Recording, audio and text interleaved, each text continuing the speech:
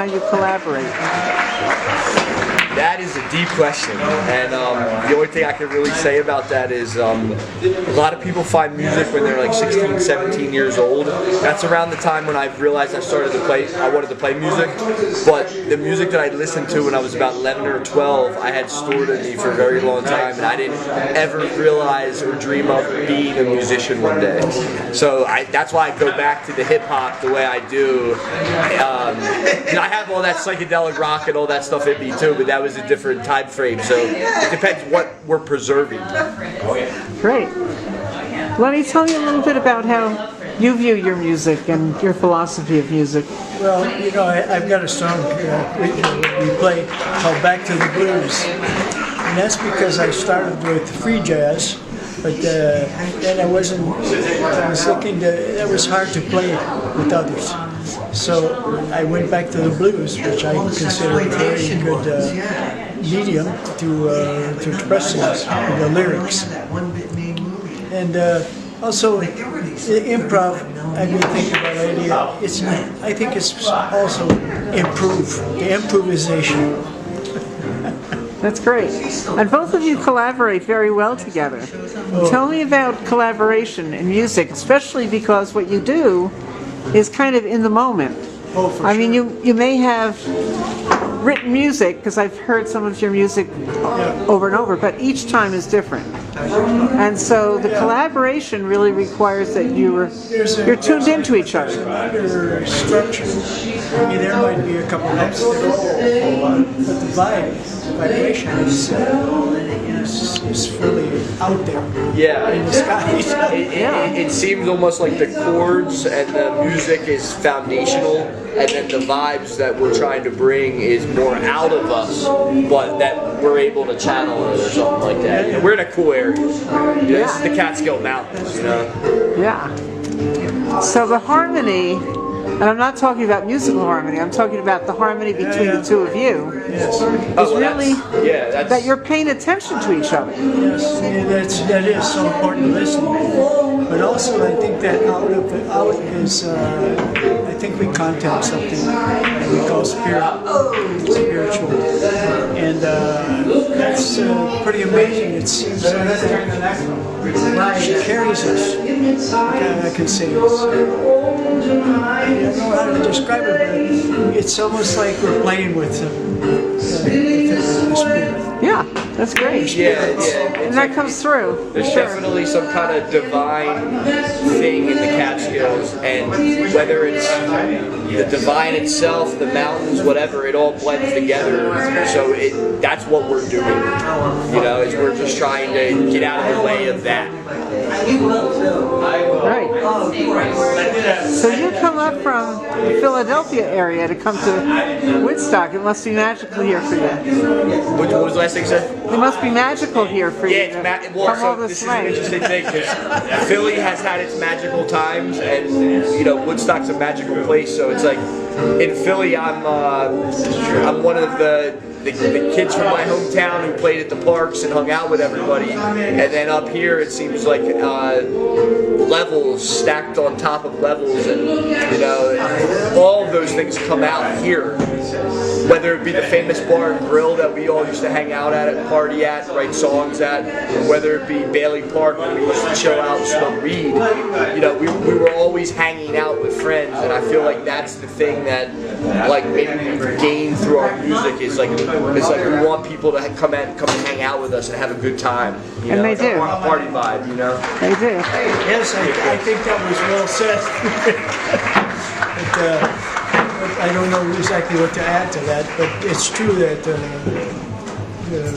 We want the party to keep going. yeah. Oh, I know what I want to say. There's a phenomenon in performing that is we give to the audience, and then they receive. We hope, and then that comes back to us, just like the giving. And when it comes back to us, then we start feeling better. That's more when we confident, can kind of slam dunk it a little bit. You know? That's where you get something really happening. Right, it's a communication between the audience. That's right. Yeah, and the musicians, you don't right? get that in any other line of work or hobby or anything. I mean, maybe in baseball or basketball, sports or something, but when you get it back from the crowd, that's when it's a slam dunk kind of situation, you know. That's great. And we've been lucky. We've been really lucky, man, with what we've been doing, because we've been taking so many chances and doing so much improvisation that the improvisation starts becoming songs or structure, and then we can go even further out. So that's like how we give it out, and then we get it back. People tell us like what songs they like of ours, so we know how to like keep a song current or hit it every couple times or whatever. One of my girlfriends is over Yes, there yes. at the window. I was thinking of something I forgot, but the reception, the giving and receiving. Yes. This is because I don't think people who are listening to music really understand that they are participating. You know, it takes someone to receive it to giving it. Right. And then I'm amazed at how that builds. Oh, and I wanted to say, when Rick and I first started playing, we felt we were taking down the house. And then we'd look at each other and get off stage. We'd laugh and say, I don't know how we did that. It's really a kind of mysterious. Yeah, like there's a mystery Music with flows us. through you, right? There's a mystery with us where we don't exactly know why we're doing what we're doing, but we know that we're supposed to be doing it. It's almost like channeling. Right, I got it. Like tonight, even like I came all the way up from Philly because I felt a calling, and it was like, you know, you know the story, Gloria. My car just broke down the other day. I was out here on the streets for a couple of days, and Leny put me up, and Perry put me up, and we got through it. But I went back to Philly only to find that I needed to come back because there was some kind of a calling that I was feeling here tonight at the Colony. And then when you told me you wanted to do an interview, I said, all right. And we brought it together. So it's just it's when you feel the calling to be able to answer that calling and be able to go towards it, opposed to miss an opportunity with some kind of a divine intelligence guiding you. It's something like that. Good. Yeah, it was making me think that when I didn't know what I wanted to do in life, and when I was 21, I decided I wanted to be a musician. And that's never wavered or changed, even though I had sometimes to fill in odd jobs and so on. But I always keep playing, and There you go. well, I'm happy with it. Well, music is the language of the universe. Yeah, music is a language for sure. And that gets back, as I was saying, if somebody, when you're talking to somebody, they have to understand. And this is the thing that I wish that more people who are listening would realize how important that is. You just being able to really listen. Yeah, the receiving and then the vibes, you know. Yeah, it's more than just sounds. You know what I mean? Yeah, there you go. Yeah. Also, it's more than too much planning is can too much a little is detrimental. Yeah, because then there's not that content. I don't know if I can shoot. The audience, because they know. You know, if you're nervous, we feel that. It's just a human thing. I gotta say this real quick. I just think that music is supposed to be free flowing, opposed to. I mean, you know, if you plan something out or whatever, it has its rewards and this and that. But if you can keep free flowing with things, then you end up doing more soul work and going deeper instead of becoming more.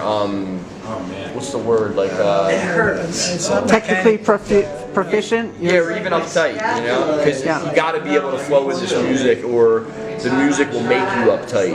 And I think that was like a big lesson I learned early on, was to just, you know, and sometimes, you know, being too loose or this or that is not good either. So it's like you got to have chops to back it up. And I think that that's why we're able to pull off what we're doing. I mean, how long have you been playing the saxophone? 60 years. 60 years. You know, I've been playing guitar and bass for now 20 years, and bass is my main instrument, but guitar has been what I've found myself lyrically expressing myself with.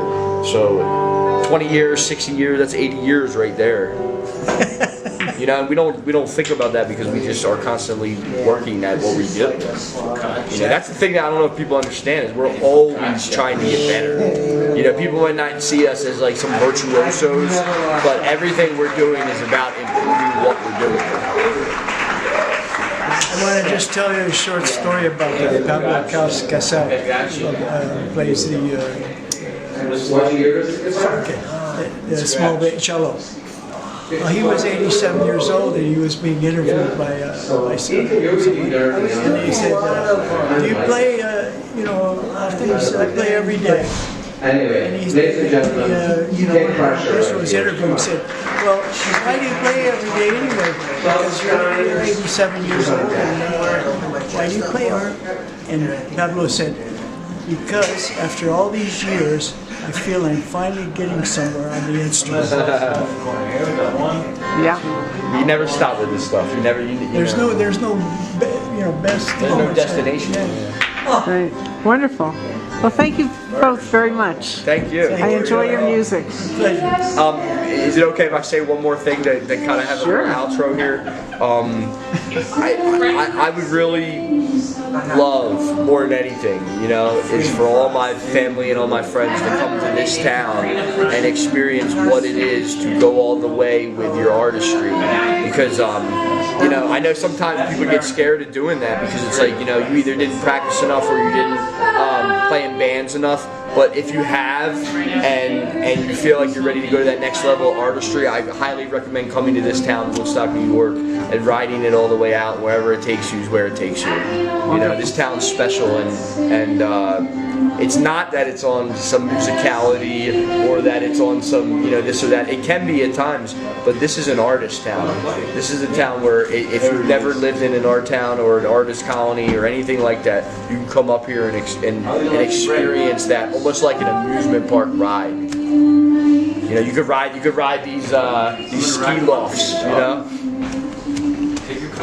Beautiful. I just wanted to remind Rick of one thing. He brought his dad up here, who also writes some music, and he played. He really loved it. He said he realized that